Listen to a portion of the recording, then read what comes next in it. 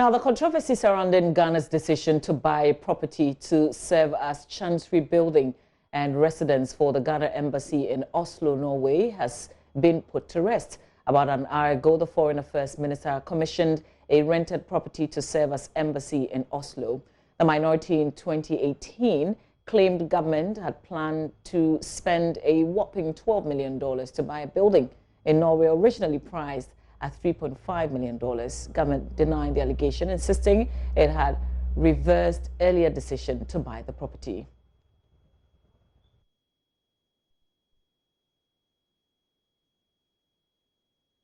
This is not the property that Ghana wanted to buy. Indeed, as the process is always the case when you want to open an embassy, you send officials there to look at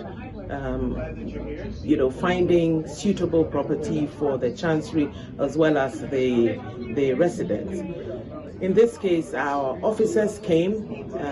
The head of the estate department, what we call the bureau, came to look around. They identified a property for the Chancery.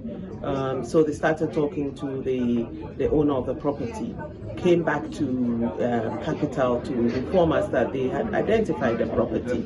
Indeed, this whole controversy is something that I can never understand, because we had not even gone through the process of the first step, which is going through the ministry's entity tender committee before you even go to PPA. Of course, there's a process of bringing the relevant agencies to come and do the due process in order for them to either say that this is a good property or not.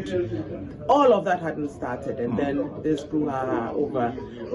They felt that at this point we will do better to rent this floor, which is the 5th floor of this beautiful office building. So the ambassador's residence is purchased by the country? Is purchased by the government. Is it the same thing that generated the controversy? No, it's not. It's not at all. It's a different property that we found. And usually that's what happens. You go, you talk to the owners, find out what their terms are, and so on and so forth, before you make a decision. Because, you see, we have a whole process, that due process that we follow as government in the ministry, which goes through different processes. Like I said, none of them had been followed when this whole controversy happened. But we're happy that today we are seeing the commissioning of this office space for the Ghanaian embassy in Oslo, so that we'll be able to provide the consular services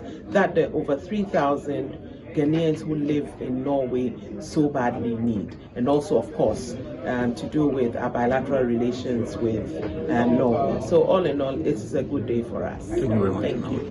Now, coming up in business, receiver for defined financial institutions set conditions for payments of depositors whose claims have been validated. Emmanuel Abwaje, brings you details of this and more in business.